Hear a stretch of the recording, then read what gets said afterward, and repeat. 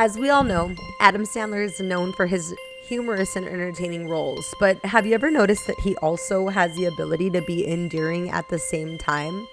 What's even stranger than an Adam Sandler looking for love is an Adam Sandler whose actions and consequences actually matter.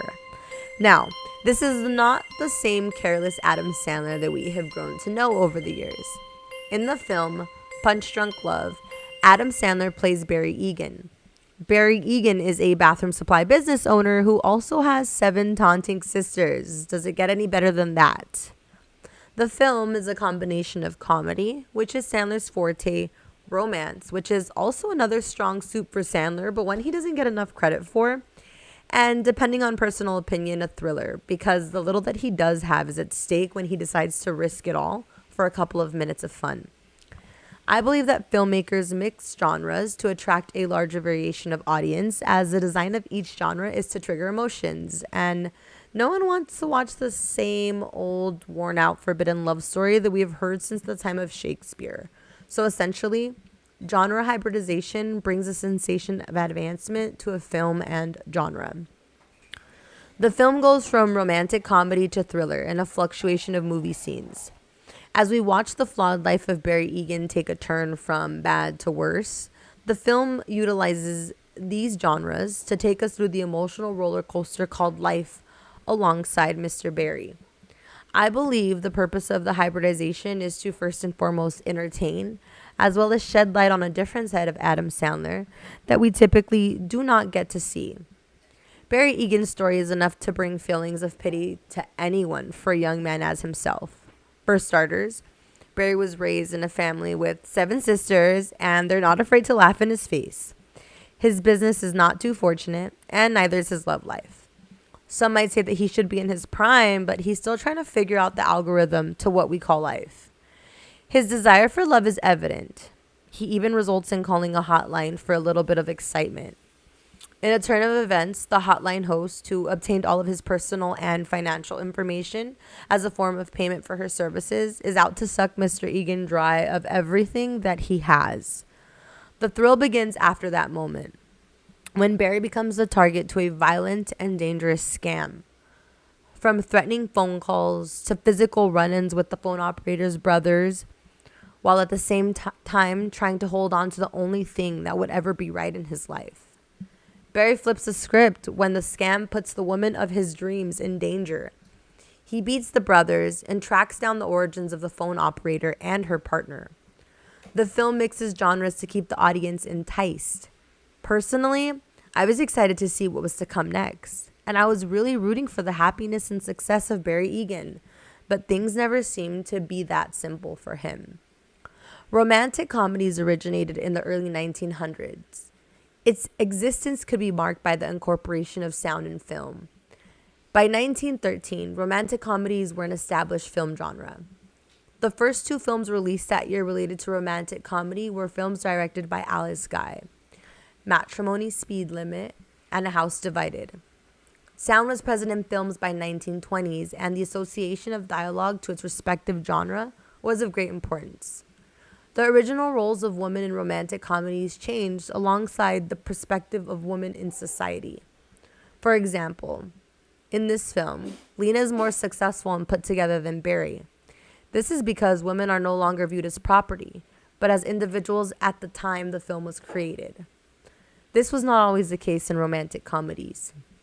The film captures the meet, separate, and reunite concept that was described in An Introduction to Film Genres. While Barry is fighting something that is unbeknown to Lena, his actions push her away while he is trying to find a solution and face his blackmailers. He finally comes clean to her, and Lena is given an opportunity to understand why he has been acting in such a strange manner. The film's director chose to use single focus as opposed to the dual focus strategy to portray the involvement of the characters. When single focus occurs, the film typically focuses more on the life of one character and later introduces a second party. Deception is also present in this film, as it is in many romantic comedies before its time. The fact that Barry is harboring a secret about his telephone hookup that caused him a lot of trouble and eventually puts Lena in the hospital is an example of that. There is play acting present, This is depicted when Barry lies to Lena about having a business trip in Hawaii at the same time that she does, just to win her over. Dialogue has always been a dead giveaway when it comes to romantic comedies. In the film, Barry tells Lena, "I'm looking at your face and I just want to smash it. I just want to F and smash it with a sledgehammer and squeeze it. You're so pretty." Lena returns the favor and keeps the same energy when replying to Barry. This was during a scene where they were intimate, which brings the comedy portion out of this romantic comedy. Barry also states, "I have a love in my life. It makes me stronger than anything you can imagine." More of his lines consist of, "I didn't ask for a shrink. That must have been somebody else. Also, that pudding isn't mine. Also, I'm wearing this suit today because I had a very important meeting this morning and I don't have a crying problem." Barry decided to follow Lena to Hawaii, where they become intimate and his feelings for her grow. This would be the perfect example of the character leaving to the green world in this film. Barry is also knocked to the ground in this film by his blackmailer's brother, which I believe can be a type of pratfall. Thriller films can be traced back to the 1930s. Of course, there were plays and stories written before, but the technology to create a thriller film was not present until a later time. The Most Dangerous Game was one of the first thriller films. In thrillers, there is typically a hero who is set to negotiate a never-ending maze. Barry is the hero in this film, trying to make sure he is not robbed for all of his life savings, staying alive, and capturing the heart of a woman who actually takes him seriously. The film certainly brought on feelings of suspense between Barry trying to keep his secret a secret around his siblings and the new apple of his eye, Lena, to the random and violent pop-ups with his blackmailer's brothers. Let's not forget the turn of events where he is the aggressor, going to great lengths to protect the woman he has fallen for. Danger and drama were waiting at every corner of this film. The music was up with the suspense as well, heightening every on-the-edge sensation. Personally, my emotions were all over the place with this film. I was not expecting for the film to have a grip on me like it did. The protagonist in this film was innocent and was led to break out of his shell in order to restore order in his life. The thriller genre was originally represented by one name, Hitchcock.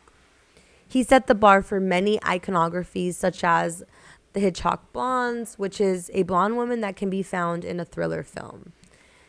Lena, Barry's romance, was a blonde in the film. The film features moments of entrapment where the main character has nowhere to run. He's harassed over the phone and in person. He is not ever dangling from buildings, but there are car accidents, robberies, physical violence, and of course, the ringing of the phone.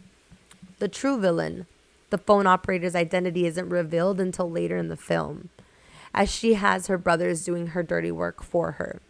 The most important example of the romantic comedy and thriller genres interacting in this film is a scene where Barry and Lena are coming back from their trip, where they are deeply connected and are hit by a truck full of the phone operator's brothers who are ready to bring violence to Barry's life.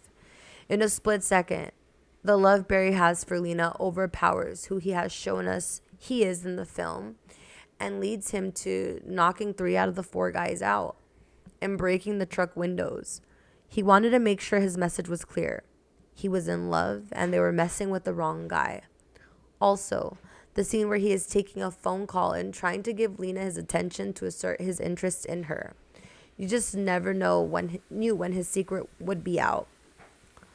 The hints that led me to recognize these interactions are the music, the way Barry becomes uneasy and a tad bit frantic. It is evident that he has a lot more than money to lose, something deeper. Through the ups and the downs of this film,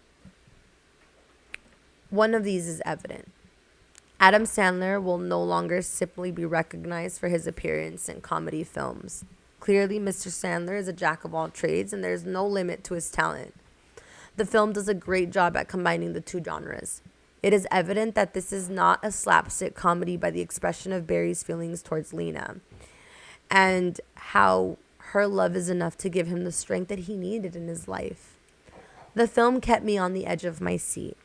with all of the blackmailing and dangerous brothers who are out to exploit Barry for as long as he remained the same unmotivated individual he was before Lena. For a second, I wanted to associate the film with melodrama, but I actually found myself at the edge of my seat on more than one occasion. Shut up. Will you shut up? I was also blurting things out loud, so I trusted my gut and went with the thriller. You're in trouble, honey.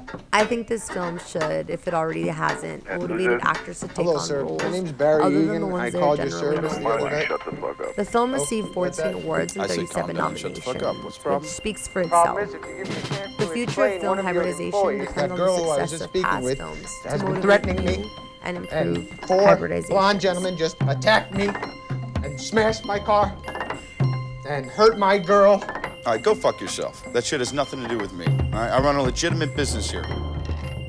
Listen to me. What's your name, sir? Answer me! What's your name, asshole? I'm Barry Egan! How do I know? You could be anybody, You're a fuckhead. bad person. You have no right taking people's confidence in your service. You understand me, sir? You're sick. No.